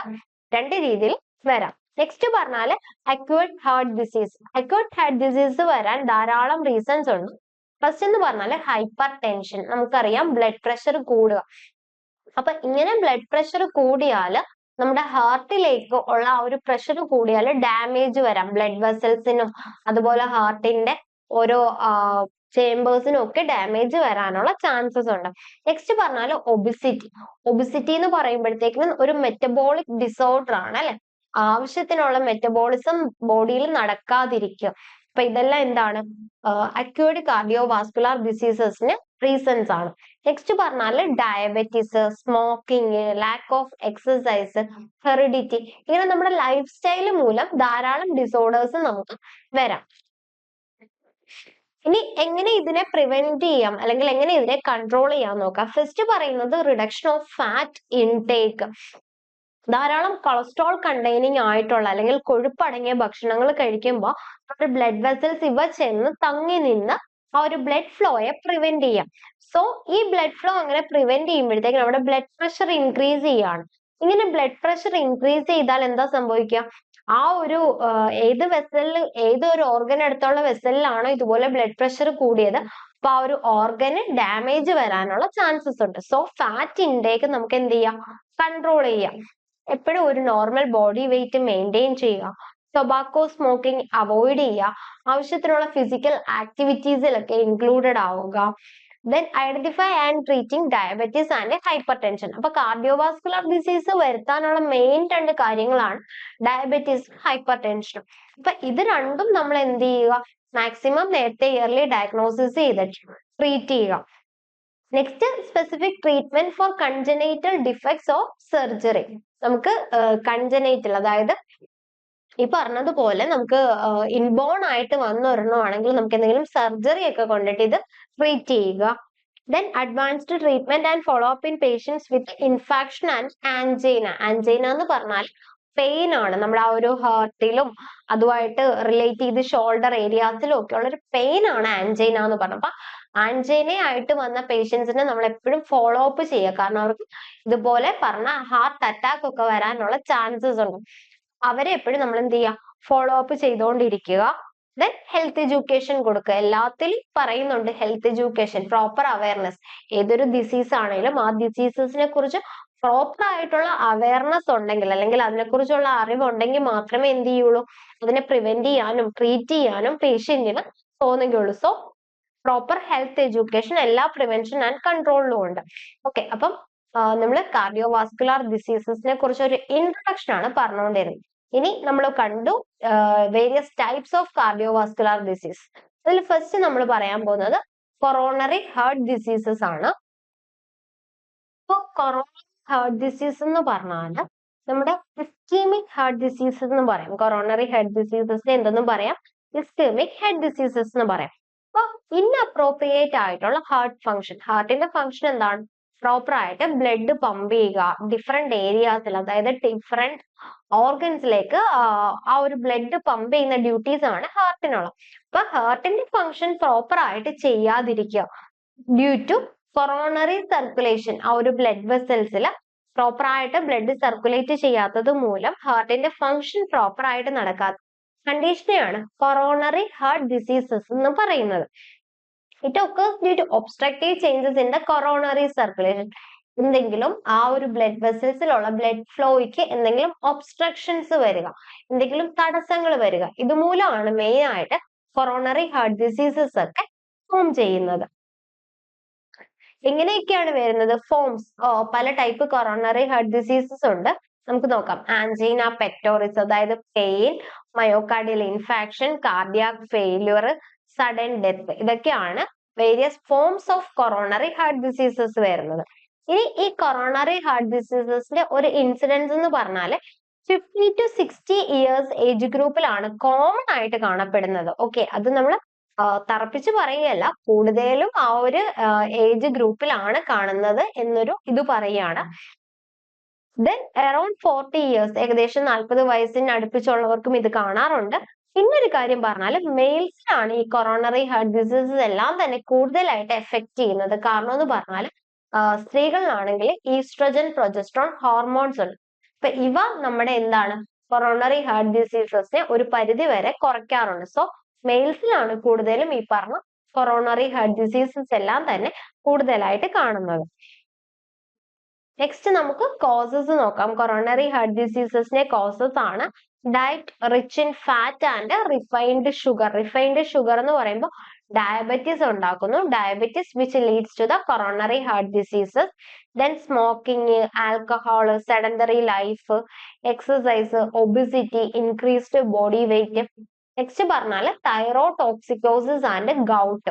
അപ്പം എങ്ങനെയാണ് തൈറോടോക്സിക്കോസിസ് ആൻഡ് ഗൗട്ട് നമ്മുടെ കൊറോണറി ഹെഡ് ഡിസീസസിന് കാരണമാകുന്നത്? കാരണം തൈറോയിഡ് എന്ന് പറയുന്ന ഹോർമോൺ ഇതൊരു മെറ്റബോളിസത്തിന് ഭയങ്കര ഇൻഫ്ലുവൻസ് ചെയ്യുന്ന ഒരു ഹോർമോൺ ആണ് തൈറോയിഡ് ഹോർമോൺ. ഈ തൈറോയിഡ് ഹോർമോണിൽ എന്തെങ്കിലും ഡെഫിഷ്യൻസിയോ അല്ലെങ്കിൽ ഒരു ഡിസോർഡറോ വന്നാൽ മെറ്റബോളിസത്തിനെ ബാധിക്കാം. അപ്പൊ മെറ്റബോളിസത്തിനെ ബാധിച്ചാൽ it will leads to the diabetes, hypertension etcetera and which will causes the coronary heart diseases. അങ്ങനെയാണ് നമ്മൾ ഈ പറഞ്ഞ തൈറോടോക്സിക്കോസിസ് അല്ലെങ്കിൽ ഗൗട്ട് നമ്മുടെ ബോഡിയിൽ കൊറോണറി ഹെഡ് ഡിസീസ് ഉണ്ടാക്കാനുള്ള ചാൻസ് എന്ന് പറഞ്ഞാൽ. ഇപ്പം സ്മോക്കിംഗ്, ആൽക്കഹോൾ, അങ്ങനെ എല്ലാ കണ്ടീഷൻസും ജസ്റ്റ് ഒന്ന് നോട്ട് ചെയ്ത് വെക്കുക. ഇനി പ്രിവെൻഷൻ ആൻഡ് കൺട്രോൾ എന്ന് പറയുമ്പോൾ നമ്മൾ കോസ് എന്തായിരുന്നോ അതിനെല്ലാം തന്നെ എന്ത് ചെയ്യാം, പ്രിവെന്റ് ചെയ്യുക, കൺട്രോൾ ചെയ്യുക. അപ്പൊ ഫാറ്റി ഡയറ്റ് കുറയ്ക്കുക. അപ്പം പറഞ്ഞു എന്താണ് ഫാറ്റ് കണ്ടന്റ്സ് ഒക്കെ ഉണ്ടെങ്കിൽ നമ്മുടെ ബ്ലഡ് വെസൽസ് ഇത് പോയി അക്യുമുലേറ്റ് ചെയ്യാനും ബ്ലഡ് ഫ്ലോ ഒബ്സ്ട്രക്ട് ചെയ്യുന്നു, അതുവഴി ബ്ലഡ് പ്രഷർ ഇൻക്രീസ് ചെയ്യുന്നു. അപ്പം വേരിയസ് ഓർഗൻസിനെ ഒക്കെ ഇത് ബാധിക്കാനുള്ള ചാൻസസ് ഉണ്ട്. സോ ഫാറ്റി ഡയറ്റ് നമ്മൾ എപ്പോഴും അവോയ്ഡ് ചെയ്യുക. ഹൈപ്പർ ടെൻഷനും ഡയബറ്റീസും ഒക്കെ കൺട്രോൾ ചെയ്യുക. സ്മോക്കിങ്ങും ആൽക്കഹോളും ഒക്കെ അവോയ്ഡ് ചെയ്യുക. Life style and exercise improve ചെയ്യുക. ബോഡി വെയിറ്റ് എപ്പോഴും റെഗുലേറ്റ് ചെയ്ത് നിർത്തുക. എൽഡർ പേഴ്സൺസിനെ നമ്മൾ പീരിയോഡിക്കലി ചെക്കപ്പ് ചെയ്യുക. അതായത് ECG ഒക്കെ പോലുള്ള ഒരുപാട് അഡ്വാൻസ്ഡ് മെത്തേഡ്സ് ഉണ്ടല്ലേ, അപ്പം ആ രീതിയിലൊക്കെ നമുക്ക് ഓൾഡ് ഏജ് പീപ്പിൾസിനെ റെഗുലർലി ചെക്കപ്പ് ചെയ്യുക. ദെൻ ഹെൽത്ത് എഡ്യൂക്കേഷൻ കൊടുക്കുക. അപ്പം ഇത്രയാണ് നമ്മുടെ കൊറോണറി ഹാർട്ട് ഡിസീസ്, കാർഡിയോവാസ്കുലർ ഡിസീസസിലെ ഫസ്റ്റ് വൺ ആയിരുന്നു coronary heart diseases. Prevention and causes ആണ് നമ്മൾ കണ്ടത്. നെക്സ്റ്റ് ഒരു നോൺ കമ്മ്യൂണിക്കബിൾ ഡിസീസ്, അതായത് കാർഡിയോവാസ്കുലർ ഡിസീസസിൽ വരുന്ന നെക്സ്റ്റ് ഒരു ഡിസീസസ് ആണ് ഹൈപ്പർ ടെൻഷൻ എന്ന് പറയുമ്പോഴത്തേക്കിന്. അപ്പൊ hyper tension is the commonest cardiovascular diseases. ഇപ്പോ ഹൈപ്പർ ടെൻഷൻ ഒക്കെ എല്ലാ പീപ്പിൾസിലും കോമൺ ആയിട്ട് കാണപ്പെടുന്ന ഒരു ഡിസോർഡർ ആണ്. WHO ഇതിന് കൊടുക്കുന്ന ഡെഫിനിഷൻസ് നോക്കാം. Which is defined as the systolic blood pressure of 160 mmHg and above or diastolic blood pressure of 95 mmHg or above. ഇപ്പൊ സിസ്റ്റോളിക് ബ്ലഡ് പ്രഷർ 160 അതിലും മുകളിലോ വരുമ്പോഴോ അല്ലെങ്കിൽ ഡയസ്റ്റോളിക് 95 മുകളിലോ വരുമ്പോൾ ഉള്ള കണ്ടീഷനെയാണ് നമ്മൾ എന്തെന്ന് പറയുന്നത്? According to the WHO it is defined as hypertension. അപ്പൊ നമ്മുടെ നോർമൽ എത്രയാണ്? നോർമലിൽ സിസ്റ്റോളിക് എന്ന് പറയുമ്പോൾ 120 mmHg-യും ഡയസ്റ്റോളിക് എന്ന് പറയുമ്പോഴത്തേക്കിന് ബാർ 80 ആണ് വരുന്നത്. ഓക്കെ, അപ്പൊ ഇതാണ് നോർമൽ. അപ്പം നമ്മൾ ഹൈപ്പർ ടെൻഷൻ ഉണ്ടെന്ന് WHO പറയുന്നത് ഈ പറയുന്ന സിസ്റ്റോളിക്ക് 160-യും ഡയസ്റ്റോളിക്ക് 95-ഉം അതും അതിന് മുകളിലോട്ട് വരുന്ന കണ്ടീഷൻസിലാണ് എന്ത് പറയുന്നത്? WHO ഹൈപ്പർ ടെൻഷൻ ഡിഫൈൻ ചെയ്യുന്നത്. ഓക്കെ, ദെൻ ഹൈപ്പർ ടെൻഷനെ നമ്മൾ രണ്ടായിട്ട് ക്ലാസിഫൈ ചെയ്യുന്നുണ്ട്. പ്രൈമറി ഹൈപ്പർ ടെൻഷൻ അല്ലെങ്കിൽ എസെൻഷ്യൽ ഹൈപ്പർ ടെൻഷൻ എന്നും സെക്കൻഡറി ഹൈപ്പർ ടെൻഷൻ അല്ലെങ്കിൽ നോൺ എസെൻഷ്യൽ ഹൈപ്പർ ടെൻഷനും. അപ്പൊ ഈ ഒരു ക്ലാസിഫിക്കേഷൻ വരുന്നതെന്ന് വെച്ചാൽ നമുക്ക് അതിന്റെ റീസൺ അൺനോൺ ആണെങ്കിൽ, എന്തുകൊണ്ടാണ് ഹൈപ്പർ ടെൻഷൻ വന്നത് എന്ന് അറിയത്തില്ല എങ്കിൽ it's called primary hypertension അല്ലെങ്കിൽ എസെൻഷ്യൽ ഹൈപ്പർ ടെൻഷൻ. അവിടെ exact cause is not known ആയിരിക്കും, നമുക്ക് അതിന്റെ കാരണം അറിയത്തില്ലായിരിക്കും. നെക്സ്റ്റ് പറയുന്നത് secondary hypertension. Secondary hyper ടെൻഷന്റെ കോസസ് എന്ന് പറഞ്ഞാൽ എന്തെങ്കിലും എൻഡോക്രൈൻ ഡിസീസസ് എന്ന് പറഞ്ഞാൽ ഹോർമോണൽ വേരിയേഷൻസ് എന്തെങ്കിലും വന്നത് മൂലം, അല്ലെങ്കിൽ റീനൽ ഡിസീസ് എന്ന് പറയാനുള്ള കാരണം നമ്മുടെ കിഡ്നി റെനിൻ റിലീസ് ചെയ്യും. ഈ റെനിൻ റിലീസിൽ എന്തെങ്കിലും ഡിഫക്റ്റോ അങ്ങനെ എന്തെങ്കിലും കാര്യങ്ങൾ വന്നാലും നമുക്ക് ഹൈപ്പർ ടെൻഷൻ ഉണ്ടാവാറുണ്ട്. അപ്പൊ ഇതുമൂലമൊക്കെ വരുന്നതാണെങ്കിൽ നമുക്ക് അതിനെ സെക്കൻഡറി ഹൈപ്പർ ടെൻഷൻ എന്ന് പറയാം. ദെൻ പ്രഗ്നൻസിയിലും ഇതുപോലെ ഹൈപ്പർ ടെൻഷൻ ഉണ്ടാവാറുണ്ട്. അതും എന്തിൽ പെടുന്നതാണ്? സെക്കൻഡറി ഹൈപ്പർ ടെൻഷൻസിൽ പെടുന്നതാണ്. പ്രൈമറി ഹൈപ്പർ ടെൻഷൻ എപ്പോഴും എന്തായിരിക്കാം? നോൺ ആയിരിക്കാം അല്ലെ? പ്രൈമറി ഹൈപ്പർ ടെൻഷന്റെ കാരണം എപ്പോഴും എക്സാക്ട് കാരണം അറിയാത്തതിനെയാണ് നമ്മൾ പ്രൈമറി ഹൈപ്പർ ടെൻഷൻ എന്ന് പറയുന്നത്. നെക്സ്റ്റ് ഹൈപ്പർ ടെൻഷന്റെ കോംപ്ലിക്കേഷൻസ് എന്ന് പറഞ്ഞാൽ സെറിബ്രോ വാസ്കുലർ സ്ട്രോക്ക് എന്ന് പറഞ്ഞാൽ എന്താണ്? എന്തെങ്കിലും ഒരു ബ്ലഡിന്റെ ഒരു കട്ട പോലെ അല്ലെങ്കിൽ ഒരു ബ്ലഡ് ക്ലോട്ട് ഉണ്ടായിട്ട് ആവശ്യത്തിനുള്ള ബ്ലഡും ഓക്സിജനും ഒരു ഭാഗത്തോട്ട് എത്താതിരിക്കുമ്പോഴാണ് നമ്മളവിടെ സ്ട്രോക്ക് ഉണ്ടെന്ന് പറയുന്നത്. അപ്പം സെറിബ്രോ വാസ്കുലർ സ്ട്രോക്ക് എന്ന് പറഞ്ഞാൽ നമ്മുടെ ബ്രെയിനിൽ സെറിബ്രത്തിന് പോകുന്ന ബ്ലഡ് വെസൽസിൽ എന്തെങ്കിലും ബ്ലോക്ക് അനുഭവപ്പെടുകയാണെങ്കിൽ it's called as cerebrovascular stroke. Next ischaemic heart diseases ഉണ്ടാവാനുള്ള ചാൻസ് ഉണ്ട്. കൺജസ്റ്റീവ് കാർഡിയാക് ഫെയിലിയേഴ്സ് ഉണ്ടാവാനുള്ള ചാൻസസ് ഉണ്ട്. Ocular and neurological problems. Ocular എന്ന് പറയുമ്പോൾ ഐയുമായിട്ട് റിലേറ്റ് ചെയ്ത് അല്ലെങ്കിൽ ഐയിലോട്ട് പോകുന്ന ബ്ലഡ് വെസൽസിന് ഡാമേജ് വരിക, നെർവ്സിന് ഡാമേജ് വരിക, അതുപോലെ തന്നെ ന്യൂറോൺസ് പ്രോബ്ലം, ന്യൂറോപ്പതി ഒക്കെ ഉണ്ടാവുക. അപ്പൊ ഇതൊക്കെയാണ് കോംപ്ലിക്കേഷൻസ് വരുന്നത്, ഹൈപ്പർ ടെൻഷൻസിന്റെ മേജർ കോംപ്ലിക്കേഷൻസ്. നെക്സ്റ്റ് കോസസ്, എന്തൊക്കെ കാരണങ്ങൾ കൊണ്ടുണ്ടാവാം? ഈ പറഞ്ഞതുപോലെ ഹെറിഡിറ്ററി, നമുക്ക് ഇൻഹെറിറ്റഡ് ആയിട്ട് വരാം. ഒബിസിറ്റി കാരണം വരാം. Stress, strain, worry and nervous tensions. ഈ ടെൻഷൻസും ഒരുപാട് സ്ട്രെസ്സും ഒക്കെ ഉണ്ടെങ്കിൽ ഹൈപ്പർ ടെൻഷൻ വരാനുള്ള ചാൻസസ് ഉണ്ട്. Then over eating and especially fats. അപ്പൊ ഫാറ്റ്സിന് നമ്മൾ ഒരുപാട് വട്ടം പറഞ്ഞു, ഇതുപോലെ ബ്ലഡ് വെസൽസിൽ കൊഴുപ്പ് തിങ്ങി നിന്നാൽ ഒരു ബ്ലഡ് ഫ്ലോ ഒബ്സ്ട്രക്ട് ചെയ്യുകയും ബ്ലഡ് പ്രഷർ ഇൻക്രീസ് ചെയ്യുകയും ചെയ്യുന്നു എന്ന് പറഞ്ഞു. പിന്നെ ഹൈ സോൾട്ട് ഇൻടേക്ക് എന്ന് പറയുമ്പോഴത്തേക്ക് സോൾട്ട് അങ്ങനെ കൂടിയാൽ നമ്മുടെ ബോഡിയിൽ വാട്ടർ റീടെൻഷൻ നടക്കും. അപ്പൊ വാട്ടർ റീടെൻഷൻ നടങ്ങിയാൽ ബ്ലഡ് വോളിയം ഇൻക്രീസ് ചെയ്യും. ബ്ലഡ് വോളിയം ഇൻക്രീസ് ചെയ്താൽ ഓട്ടോമാറ്റിക് എന്താണ്? ബ്ലഡ് പ്രഷറും ഇൻക്രീസ് ചെയ്യും. സോ അതുവഴി നമുക്ക് ഹൈപ്പർ ടെൻഷൻ ഉണ്ടാവാനുള്ള ചാൻസസ് ഉണ്ട്. നെക്സ്റ്റ് പറഞ്ഞാൽ ആൽക്കഹോൾ ആൻഡ് ടുബാക്കോ സ്മോക്കിംഗ്, ഇതെല്ലാം തന്നെ കോസസ് ആണ് കേട്ടോ.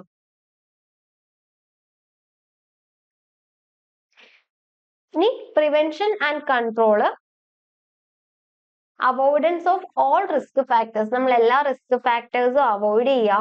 വെയിറ്റ് റിഡക്ഷൻ, എക്സസൈസ്, സ്ട്രെസ് കുറയ്ക്കുക, പിന്നെ റെഗുലർലി നമ്മൾ ഈ പറഞ്ഞ BP ചെക്കപ്പ് ചെയ്യുക. ദെൻ ആന്റി ഹൈപ്പർടെൻസീവ് ഡ്രഗ്സ്, ധാരാളം ആന്റി ഹൈപ്പർടെൻസീവ് ഡ്രഗ്സ് നമുക്ക് അവൈലബിൾ ആണ്. അപ്പൊ ആന്റി ഹൈപ്പർടെൻസീവ് ഡ്രഗ്സ് ഒക്കെ യൂസ് ചെയ്യുക. Health education and health promotion, ഇതുവഴിയൊക്കെ നമുക്ക് എന്ത് ചെയ്യാം, ഈ പറഞ്ഞ ഹൈപ്പർ ടെൻഷനെ പ്രിവെന്റ് ചെയ്യാം. Okay,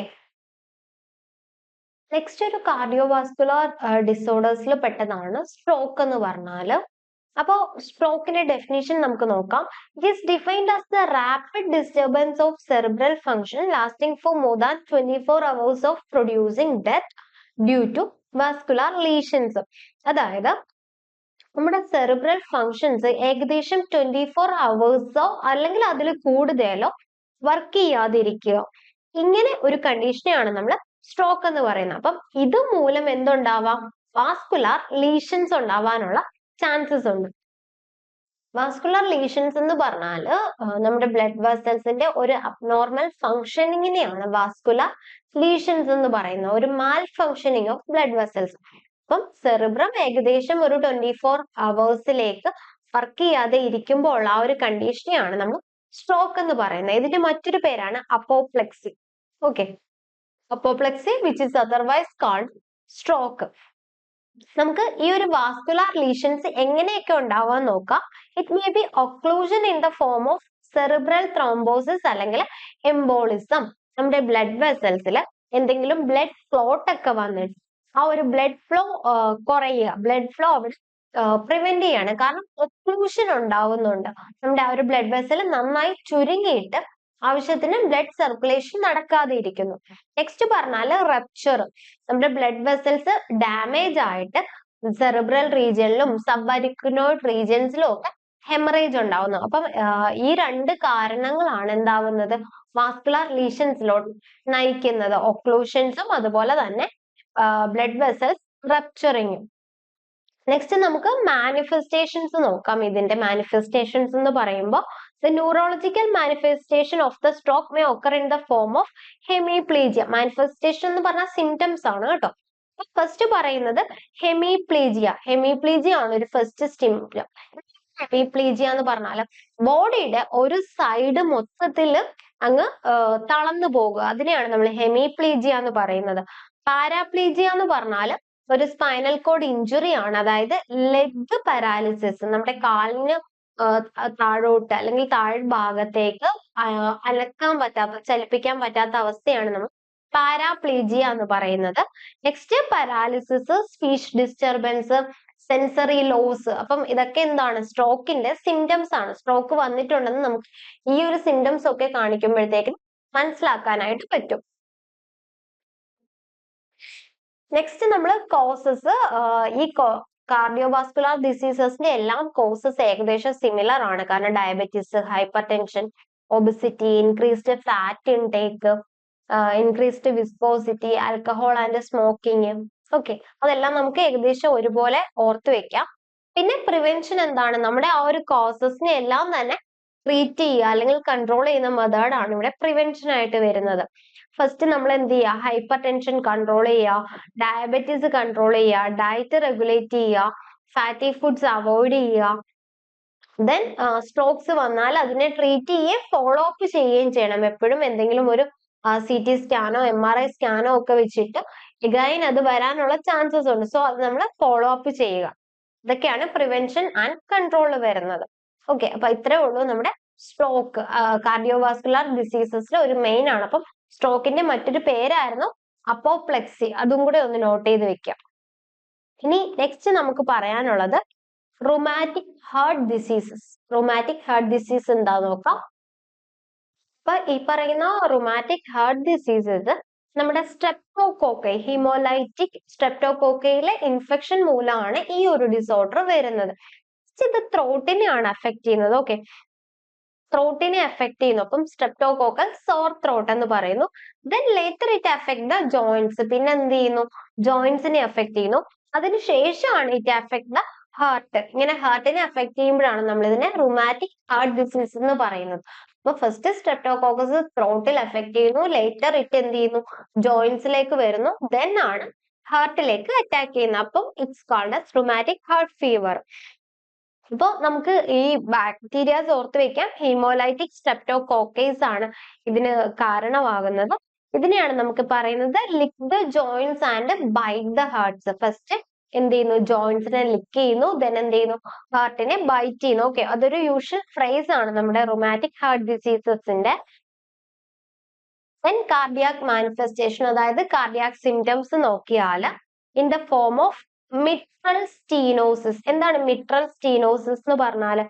നാരോവിങ് the opening of mitral valve. നമ്മുടെ മിട്രൽ വാൽവ് ഉണ്ട് ഹാർട്ടിൽ. ഈ ഹാർട്ടിലെ മിട്രൽ വാൽവ് നാരോ ചെയ്യുന്ന കണ്ടീഷനാണ് മിട്രൽ സ്റ്റീനോസിസ് എന്ന് പറയുന്നത്. ഇത് റൂമാറ്റിക് ഹാർട്ട് ഡിസീസസിന്റെ ഒരു ഇമ്പോർട്ടന്റ് മാനിഫെസ്റ്റേഷൻ അല്ലെങ്കിൽ ഒരു ഇമ്പോർട്ടന്റ് സിംറ്റം ആണ്. Then also it affects aortic, pulmonary and tricuspid valves-നെയും rheumatic heart disease affect ചെയ്യാറുണ്ട്. ഇനി ഇതിന്റെ കോംപ്ലിക്കേഷൻസ് എന്ന് പറഞ്ഞാൽ hyper tension, congestive cardiac failure, sub acute bacterial endocarditis, atrial fibrillation, ഇതൊക്കെയാണ് മെയിൻ കോംപ്ലിക്കേഷൻസ് വരുന്നത്. ദെൻ പ്രിവെൻഷൻ ആൻഡ് കൺട്രോൾ എന്ന് പറയുമ്പോൾ നമ്മൾ പറഞ്ഞു ബാക്ടീരിയൽ ഡിസോർഡർ ആണല്ലേ. സോ നമുക്ക് ആന്റിബയോട്ടിക്സ് ആയിട്ടുള്ള പെനിസിലിൻ വെച്ചിട്ട് തന്നെ ഇതെന്ത് ചെയ്യാം? ട്രീറ്റ് ചെയ്യാം. ലോങ് ആക്ടിങ് പെനിസിലിൻസ് നമുക്ക് യൂസ് ചെയ്യാം. By means of school health service, school children can be screened. ഇപ്പം സ്കൂൾ ചിൽഡ്രൻസിനെയൊക്കെ സ്ക്രീൻ ചെയ്യുന്നത് വഴി നമുക്ക് early detection, early diagnosis, early treatment എല്ലാം തന്നെ സ്റ്റാർട്ട് ചെയ്യാനായിട്ട് പറ്റും. അപ്പോ നമ്മൾ വേരിയസ് നോൺ കമ്മ്യൂണിക്കബിൾ ഡിസോർഡേഴ്സിനെ കുറിച്ചായിരുന്നു ചർച്ച ചെയ്തുകൊണ്ടിരുന്നത്. ഫസ്റ്റ് നമ്മൾ ക്യാൻസർ, ദെൻ ബ്ലൈൻഡ്നെസ്, ഡയബറ്റിസ്, പിന്നെ കുറച്ച് കൊറോണറി ഹാർട്ട് ഡിസീസസ്, അതായത് cardiovascular diseases, hyper tension, stroke, rheumatic heart diseases. അപ്പൊ ഇതൊക്കെയാണ് എല്ലാത്തിന്റെയും ആ ഒരു കോസും പിന്നെ പ്രിവെൻഷനും. ഇതൊക്കെ ജസ്റ്റ് ഒന്ന് നോട്ട് ചെയ്ത് വെക്കാം. Okay, thank you.